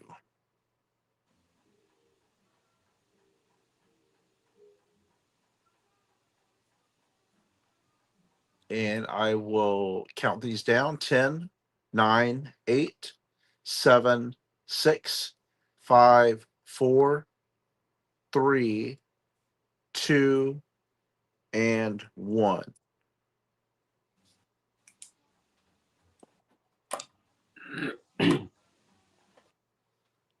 Did you have any more items, Scott? I do.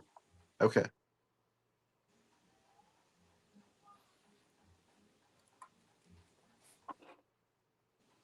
And Patsy, I see you. Thank you so much.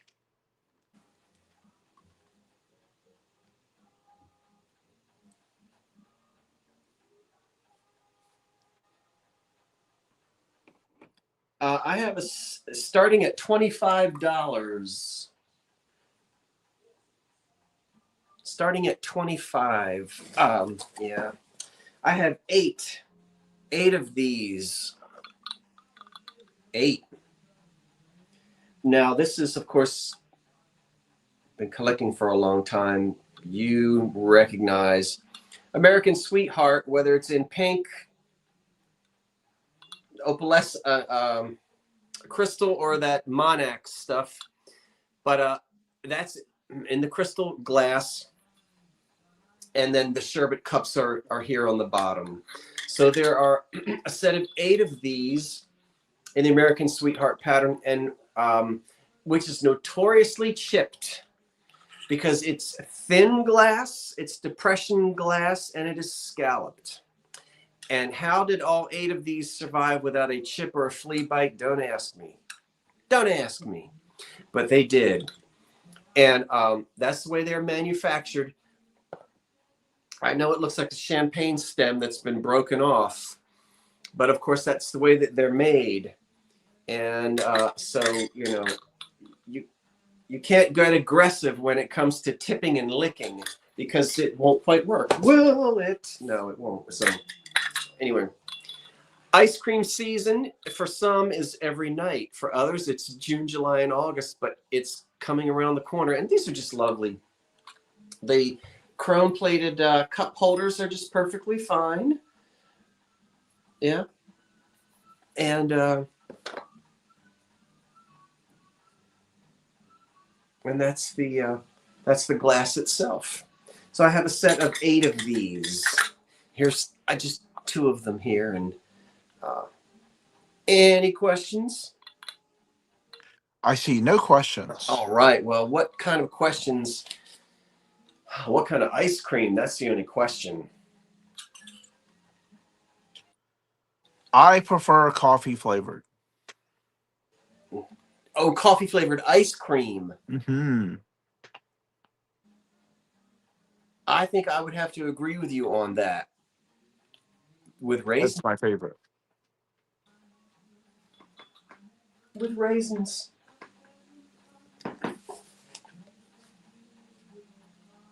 Patsy, I saw your thank you, but thank you for your purchase. I know those are going to a lovely home. Pistachio will look good in those. Yes, they were pink sherbet. Mmm.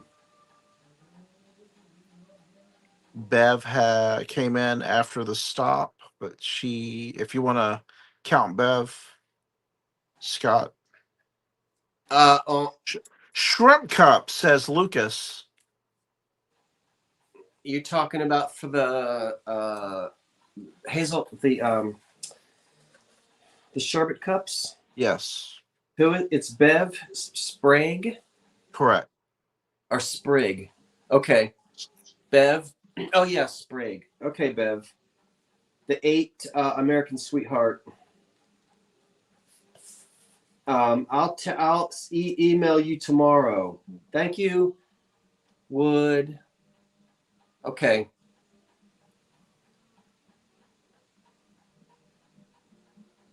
Okay. Let me do a recap of items I have. I don't have any more new items to show. So let me go in order of my sheet. I have the triple pin rest, double pot, or double inkwell, East Lake style, circa 1879. If you're interested, that was $100. You can claim it by typing in number 6 for $100 for this 1879 double inkwell.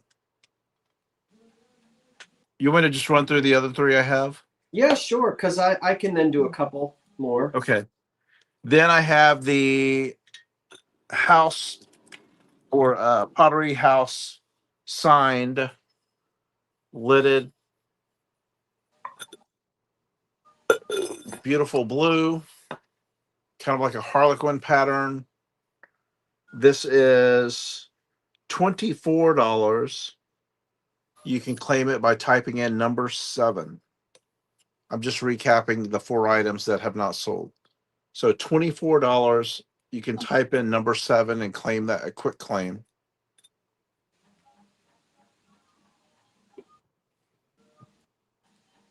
The next item I have is a pickle jar. This is a Toronto Silver Company, circa 18. Well, I know the glass is from McKeon Brothers, 1882, for for uh for the caster, and this pattern happens to be the cane pattern, McKeon Brothers from 1884 or 1886. And this was $125. You can claim the pickle caster by typing in the number 10. So the Eastlake inkwell was number 6. The pottery was number 7. And then the pickle jar is number 10.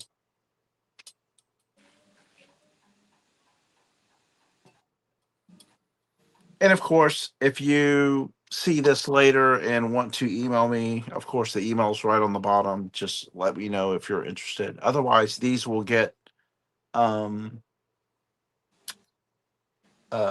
up in a another website for purchase.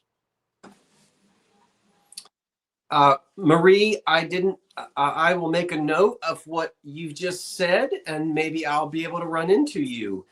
Bix, I saw you, so thank you for telling me that. Bix, I see you're here. Your lamp is on its way with the new socket.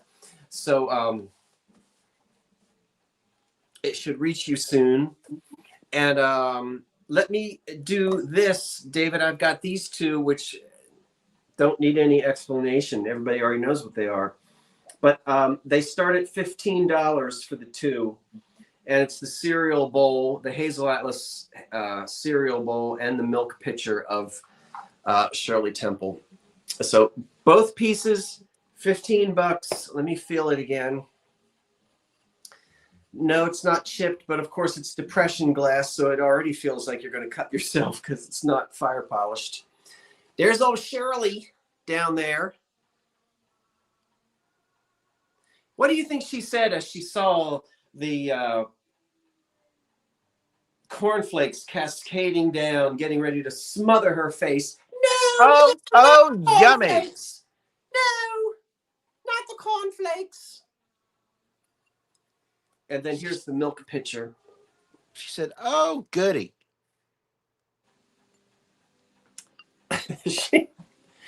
And there was another piece. There was a little there's like a little juice cup you can find as well.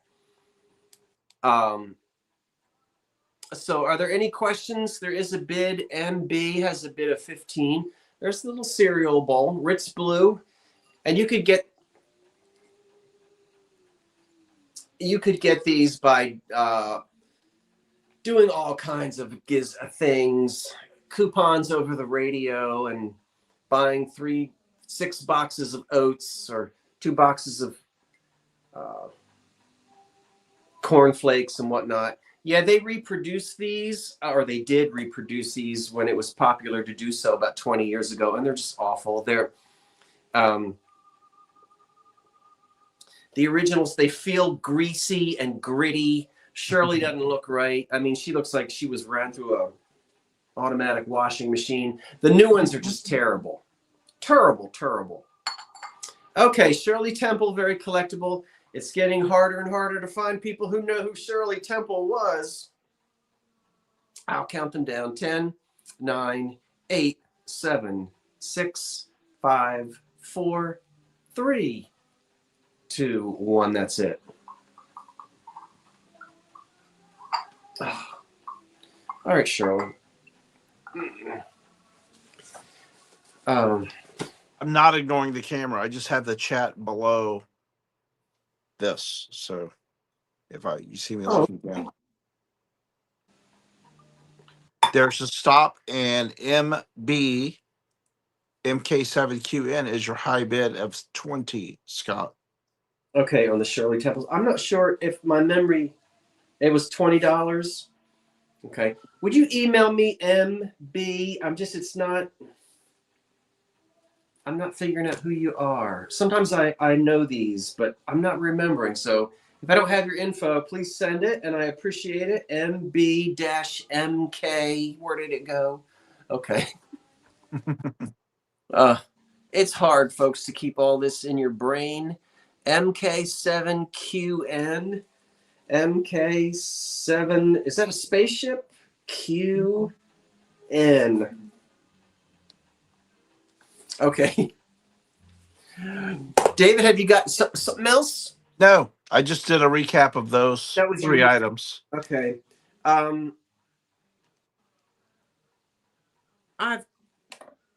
not got really too much. The Fostoria stems, if anyone came in late, I have 6 matching stems. If you're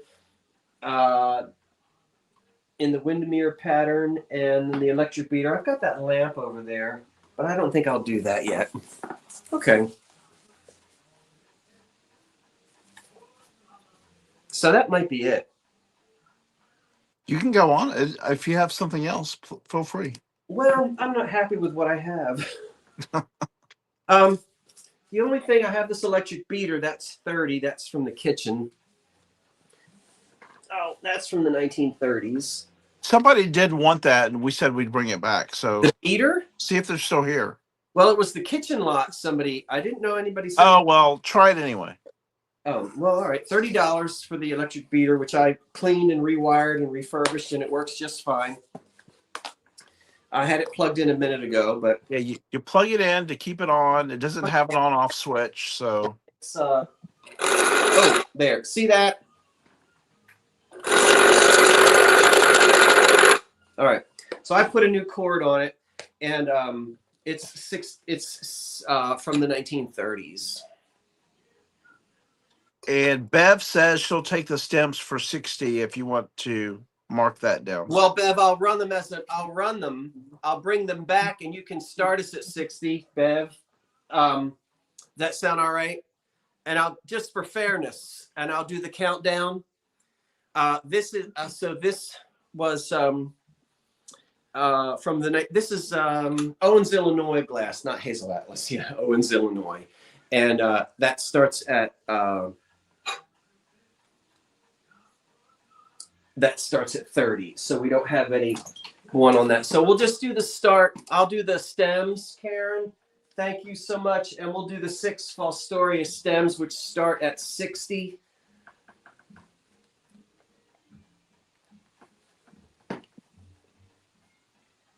Lisa takes the electric beater at 30, which I know that's what she's going after. So I'll write you down for that, Lisa. Congrats, Lisa. Okay. So I'll mark you down for that, Lisa. And thank you. Bev has your opening bid of 60 for the stems. There are 6 of these. They were introduced in 1937 or 38. They are the 10-ounce water stems, water goblets. They measure 7 1/8 inches tall. They are chip and flea bite free. The etch is actually number 333, but it's called Willowmere, Willowmere. And I have 6 of these made by Fostoria, introduced in 1938. And the opening bid is 60, and I will count them down. This is what 2 of them look like. And the other 4 are on the dining room table. So lovely. 60, and we'll count them down. 10, 9, 8, 7, 6, 5, 4, 3, 2, 1. That's it on the Fostoria stems. And then that will probably be it for me. David, we had no requests to bring back you know who, but she's over there on the floor. We're going to leave her there where she should be.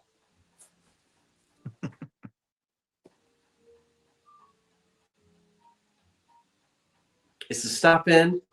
The stop is in. And it goes to Bev. Bev Sprague. Blanche Hair Bev is what they used to call her. Blanche Hair Bev. Okay, Bev.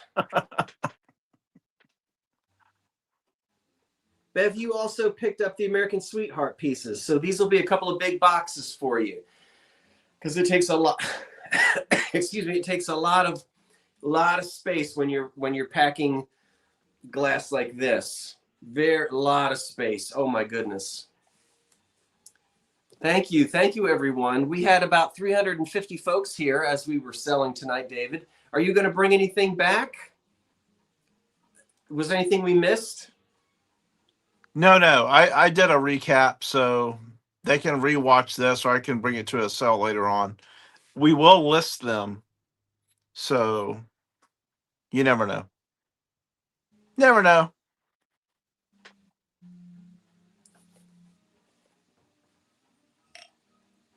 But that's all I had. Again, sorry for the confusion. Two Chaps is normally on the second Monday, and I just had to we just had to rearrange the schedule a little bit. We should be back on track next month. Mm-hmm. So next week I'll be here with Patrick the Trusty Huckster. Mm-hmm.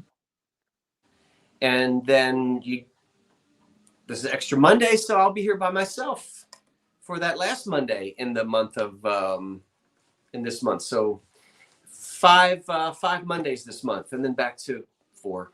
So just to remind everyone, Tammy and I have our sale Wednesday night, 7 Central, 8 Eastern on Vintage Uprising, Texas. So if you haven't subscribed, please do so and join us. We usually go a couple of hours, and I guess we move pretty fast. We have fun. If you notice, we have fun doing this together. So it's a good time. Well, hilarity ensues. Also, this Wednesday at 5:00, I'll have a drop sale called a Pink You Stink. All pink depression glass, which I love. That drop sale will drop Monday at 5:00 here on this channel. So you can shop that way if you'd like. And thanks for joining us Monday night. Good night, everyone. Good night, everybody. Thank you. So long. Thank you, Karen. Oh, yes, Karen. Thank you. Round of applause. Thank you. Good night, everyone. Good night.